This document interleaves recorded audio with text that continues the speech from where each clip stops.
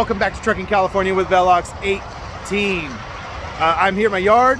I made 2 deliveries of the 3 that are part of this load that I picked up down in Riverside, but I had 10 hours between my delivery times. I had an 11 a.m. appointment that actually showed up at 10 and got offloaded early, and then I have a 9 p.m. appointment tonight. And well, I thought my 11 a.m. might take like 3-4 hours or whatever. Nah, they were quick, man. Coastal Pacific, you guys came through. I got out of there quick. So now, then I had like 10 hours off in between loads. And even though they were a half mile apart, I decided to drive 40 miles back to my house, hung out with my family a little bit. I got to go watch Lucy play softball. I'll show you guys a clip of that a little bit later on. And yeah, so I had to come and be a dad and do all that. But now I'm going to go back, make this last delivery tonight, and shoot, we're going to talk all my numbers. It's kind of a weird combination. It's the end of the month, right? The end of March. So I'm going to talk about this month that we've had. It's the end of the quarter, Q1 of 2022. So we're going to talk about where we're at through one quarter, through 3 months of the year, of like the tax year, and then it's actually been 1 whole year since I started my authority.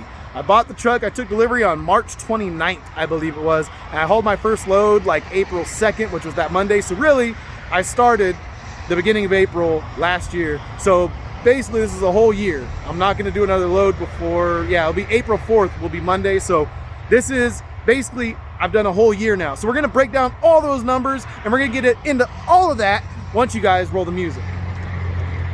That was kind of a weak one. Hold on, let me try it again. After you guys roll the music. Roll the music. Roll the music. Roll the music.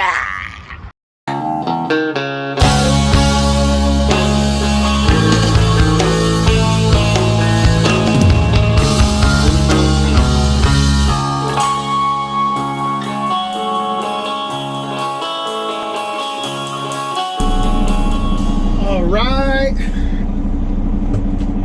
We're taking off, and it's a good night, man. It's a good night. I told you guys I went and saw Lucy's softball game. I was glad I got to go. She's been like, she started the season a little bit late because of the she was doing color guard with her school, so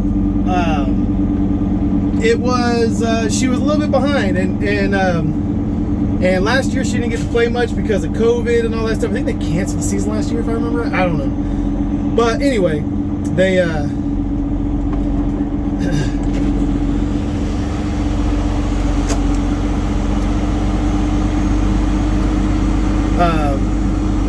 the guy's up there on top of that tanker looks like he's trying to seal it up or do something up there. Maybe he's changing out a wing nut or something, but I don't know. Those trailers are dangerous. They don't have any like guardrails or nothing around it. You just up there, if a strong gust of wind comes, you fall on your butt. But anyway, so Lucy has been, I knew someone was gonna hit that. Someone hit that little block. They put in this new gate, which is awesome. I'm all for this, like this securing my yard, but we'll have to, I don't know, they made it too narrow, so if someone's here getting fuel right here in this spot, you can't swing wide enough. It's really, really, really tight. So someone already hit one of those cement blocks and pushed it into the support wire for the electrical lines. So not good, man, not good. Oh, this guy wants to jump out in front of me. All right, go for it, bro. You're racing me. You're racing me out. You take the lead, bro. You take the lead. You do your thing, bro. You do your thing, I'll do my thing, all right? All up in a hurry. You do your thing.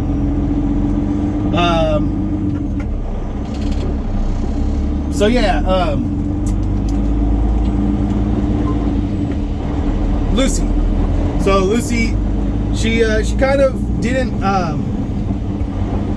she didn't start out the season very strong. She kind of had to like ramp up the things, and she was really disappointed that she hadn't scored a run yet. So her goal the last couple games has been to score a run, and she would like get to third and then not be able to score. Like, it was just like the way things were working out. And so I was like, I was like, all right, this is gonna happen this game. It's for sure gonna happen. I know it's gonna happen. And so I was trying to give this guy room to swing wide, but he knows what's up. He knows what he can make and what he can't.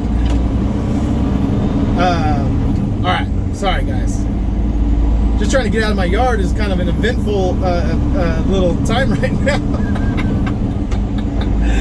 Oh, lordy. Okay, so here's Lucy getting hit by a pitch and then scoring her run.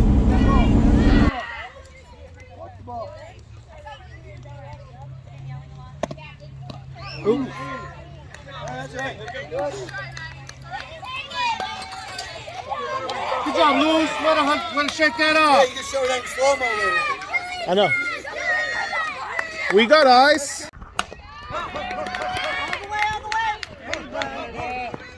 All right, yeah, so I don't know if you guys heard me right at the end. I said, we got ice. That was something that my son's team used to yell when they, when one of the players would get an inside pitch, or when they'd get hit by pitch, they'd all yell that from the dugout. We got ice. Like basically, hey, take one for the team because we got ice. You don't got to worry. You don't got to get out of the way of that pitch. We got ice. So anyway, that's a funny little inside thing. But anyway, we're gonna go over here to Stockton CNS Wholesale. I got a 9 p.m. appointment. It's like 7:40 right now, and we'll get over there probably around 8:40, 8:45. Kind of cut it a little closer than I wanted to, but I had to watch Lucy's game. They pulled out a win against I believe that the team they're playing was the top team in the league. So they pulled out a win, and it was coming down to the wire, and so I had to kind of linger a little longer than I had planned, but you know, hey, it's worth it.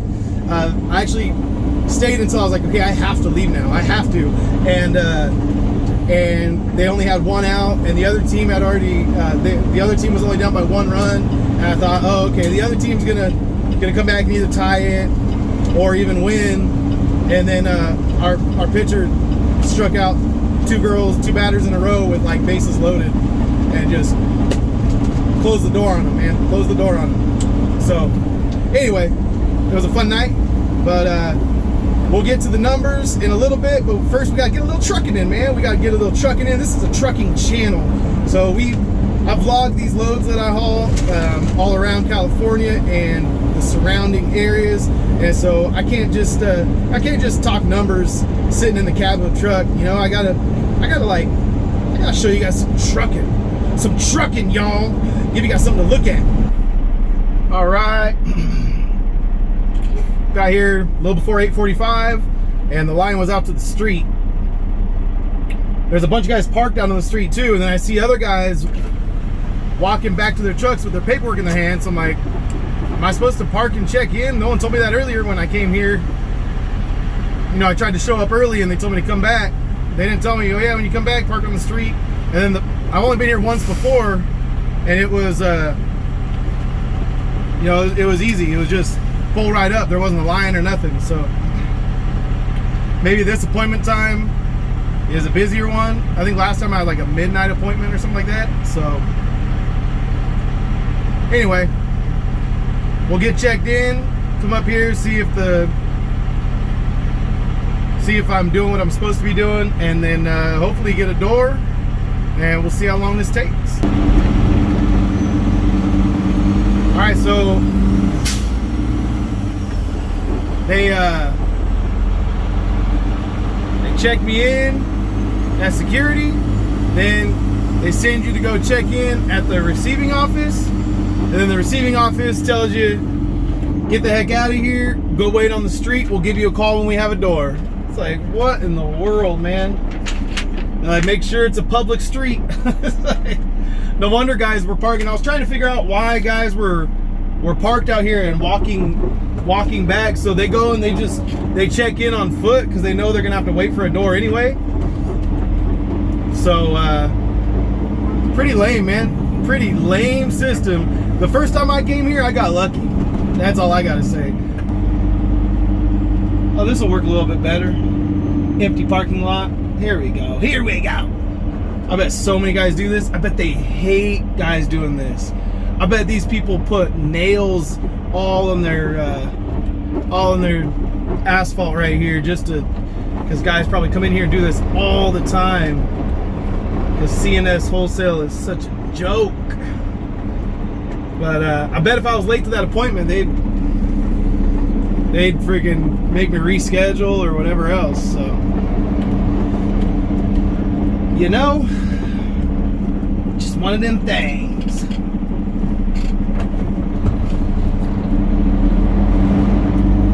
All right, we're gonna come out here, park on the street, and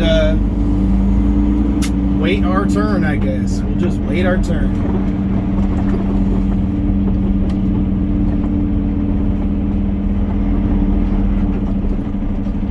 Wait for a phone call. All right, take two. Let's get in here. It is 11 o'clock. I had just fallen asleep. And we got a door. They called me up, said go to door 25. I said, all right. 25, it's all the way live.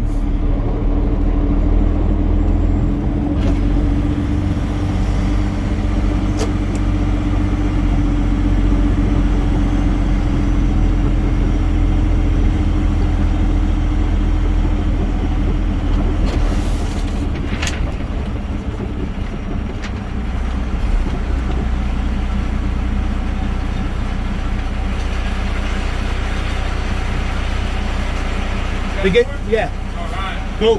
Thanks, bro.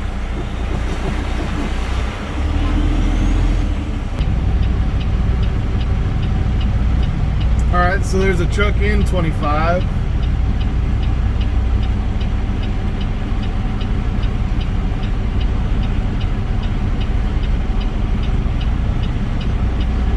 I guess we'll go check in and see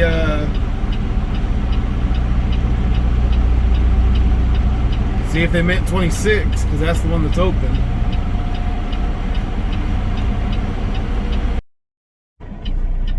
All right, so I guess they called me and woke me up and told me to come in here to door 25 before they called that guy and told him that his paperwork was ready. She goes, he'll be leaving right now, hold on. I'm like, all right, I guess I'll just hang out. Whatever. I guess they have more guys that take their time getting in than guys that take the time going out. I don't know. They called me first,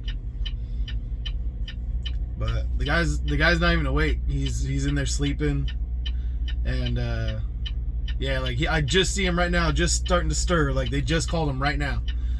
So I don't know why she called me 10 minutes before they called him, but whatever, man. I don't know. I'm just grumpy. We'll wait for this guy. He's got to hook back up to his trailer. They make you drop your trailer and pull out a couple feet from it. So I gotta wait for that, and then I'll back into my spot. All right, we got it backed into the dock. Got the landing gear down. The air line's disconnected. Pulled out from underneath it. And I'm gonna pull forward just a little bit more because I don't want it to hit my fender. If it does tip forward when the forklift is in there, I'd rather it hit those tires and not my fender. So I thought I pulled out far enough, but I guess I didn't. Just need to give it another couple inches, and then we'll see how long this takes. I don't know. It's only 16 pallets, but I could imagine it taking a really long time. I've seen it take a long time for less than 16, so we shall see. I'm gonna go back to sleep. All right, it's 1 a.m. and just trying to get my shoes back on so I can go in and get my paperwork. And well, I opened the door so that the light would turn on, and then I kicked my shoe out, so now I gotta go down there and grab my shoe. I'm so tired. All right, we made it back to the yard, so we got this final delivery done of the week, final delivery done of this load, this 3-drop load, and we'll get to the numbers next. And I just wanted to say, hey, Big Bob Norero, he's been watching the channel for a long time. He's given me a lot of good reefer knowledge. You know, I bought a reefer without ever having hauled a single load with a reefer before that, and Big Bob's always given me good advice, always. And he told me the load's not over until you clean out that trailer. Well, Big Bob, we're not cleaning out the trailer tonight, man. I'm too tired. We're not going to. It's just gonna have to wait for another day. It's 2 o'clock in the morning. I gotta go home and get some sleep. I've been on. This is my 3rd night in a row of getting like weird broken sleep and being up too long and being up too early and whatever else. I don't know. I mean, really, Lineage Logistics messed it up yesterday when they took 10 hours to load me. I shouldn't have had to drive straight through last night to get to my delivery 3:30 on Thursday morning. And then, so it's just been weird ever since. And so anyway, we're going to leave it dirty, but we're going to get to the numbers next. Stay tuned. Stay tuned? What like we're a TV show? I should go in and like edit all the ad breaks and make an ad break right there. I'm gonna do it. All right, let's get into the numbers. So actually what we'll do is we'll start with this week. This week, we just did the one trip, you know, out to St. George, Utah, San Bernardino, and then from Riverside to Northern California to do the 3 drops. And so all of that was 1,530 miles. And, but we grossed almost $7,000, pretty dang close to $7,000. So we ended up at $444 per mile for the rate per mile, which is good. $444 is awesome, but when you're only doing 1,500 miles in a week, it kind of, and I could have probably found something to do on Friday, but I had, you know, I don't know, it was better for me to recoup my sleep and try to get back in a rhythm, family wise, and so that totaled us out for the month of March at $33,400 invoiced, and just under 10,000 miles. So you can do the math pretty easy. It was actually 9,960 miles, so we came out to $335 per mile for a rate per mile, which is obviously a lot lower than that weekly number we had of $444, but is profitable. And that's all miles. That's odometer mileage. That's not just loaded miles. If it was just loaded miles, we would have done a lot better, obviously, because I did deadhead back. Was it twice in March that I deadheaded back? I feel like one of those may have been like a previous, I don't know, maybe it was twice that we deadheaded back from St. George, Utah. So anyway, so my rate per mile was less than, you know, what I would like it to be, but still pretty decent considering the amount of revenue we did and the amount of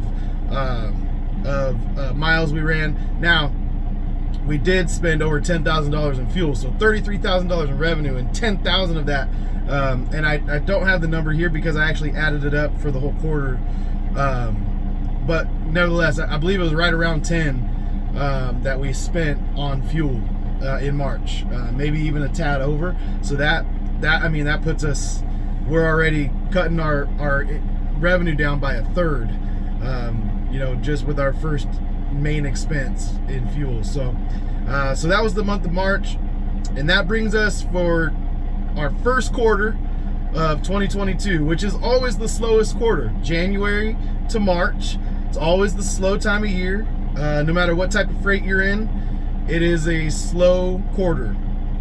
And we did just under $78,000 of revenue. We did 21,600 miles for a mileage rate, a rate per mile of $3.60 per mile in Q1 of 2022. So in my book, we kicked butt. We kicked But I'm stoked on this.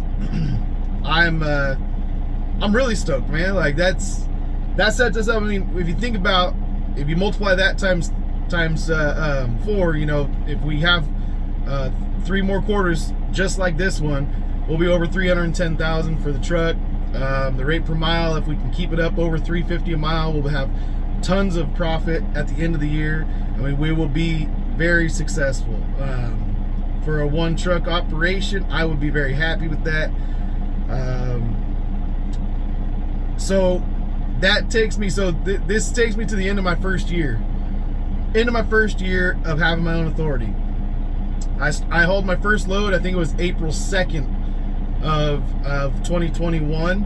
So now that we've gone a full year on my own authority, I can kind of use you know, last year's totals for my own authority and the first quarter to give myself a full year picture of what I've done on my own authority. And remember, my first 3 months, April, I bought this trailer, this reefer trailer, in May, but I ended up running a lot of power only still into June, and I didn't really start hauling reefer loads until June. And that first month of doing power only was like hard. I was trying to figure it out, and there wasn't a lot of loads, and it wasn't as, the loads weren't as abundant as I had hoped, and I was trying to figure it out. I did okay. I was still making money, but so my yearly total though reflects my learning curve, I think. So for 1 year, the truck grossed $268,255. We put in 91,020 miles. So we came in under $3 a mile for our rate per mile, at $294 per mile. So we averaged about $7,500 per month. So at the current fuel prices, we would be like at our break-even point at $7,500 per mile. No, we'd be under our break-even point. We would have lost money. But most of the year didn't have the fuel prices we have now. But $295 per mile. That's not that good, man. That's not good at all. But you know, like I said, that is that's reflective of me trying to figure out power only, doing a lot of driving around, a lot of deadheading around. Me and Miles took our trip across country. We deadheaded everywhere. I mean, that trip, I still made money. I was still profitable on that trip, even though me and him, the main point was for him to go and tour out at all these colleges. We just couldn't afford for me to take time off work and to pay for a trip on top of that. So we did both, and we broke even more or less on the trip. So, which is a lot better than what we would have done if I would have taken time off work and we would have flown out there and done all that stuff. So anyway, so I think that played into our $295 per mile as much as anything, but pretty good, man. Pretty good. I did break down, so I spent $51,000 in fuel, just over $51,000 in fuel in 2021. Well, at least with this truck, once I started my own authority. So the first 9 months of my own authority, I spent $51,600 in fuel. Now in the first quarter of 2022, I have spent $20,000 on fuel. So fuel costs, I mean, almost half of what I spent the previous 9 months, I've spent in the last 3 months. So it is mind-boggling how much fuel has gone up and how much it's impacting our business. We've got to try to do what we got to do and be profitable, stay profitable, and man, but I felt like once I actually, once you put the numbers out and you put it into your little spreadsheet and you really like kind of give it a chance to tell you what, this is in black and white, man. This is the hard numbers. This isn't me estimating things. It's like, this is the past. This is the revenue versus, expenses. This is the revenue versus the mileage that I actually did on the odometer. No fluff, no like, well, this is the loaded miles, so I'm gonna just count that. It's like, this is the real deal numbers here, all right? And you know, I feel pretty good about it. And I have hopes that I can grow this. Like I said, the first quarter of this year has us on a trajectory. Instead of doing $268,000, we're looking at like $310,000 plus. And especially if the second and third quarters and fourth quarters are as good as they could be, you know, we could be looking at a really good year. Now, if we hit a recession, which is kind of people are talking about and stuff, you know, we may not. we may just be scuffling through this year, and we may not hit any big goals or anything. But you know, that's I think if we hit a recession, I think the name of the game will be survival and not trying to break any records. Just trying to make sure you get to next year and keep the truck running and keep the payments paid, and then survive to see another day. So, but we'll see what happens with the economy. I'm not an economist. I don't have a crystal ball. I don't know what the government's going to do. I don't know what the Federal Reserve is going to do. I don't know. No one knows how things are going to play out. So I keep my nose to the grindstone and try to see kind of what's going on around me. But at the same time, I can't live according to what people are predicting or projecting, because things can change like that, and you know, a global pandemic could change everything. Oh wait, that already happened. All right, so that's it for this video. Love you guys. Peace out. The sun is right in my eyes. Holy cow. But that's it. Those are the numbers. And man, that was a long week. That tired me out. That wore me out. So I'll see you guys on the next load. Love you guys. Peace out. See you on the next load.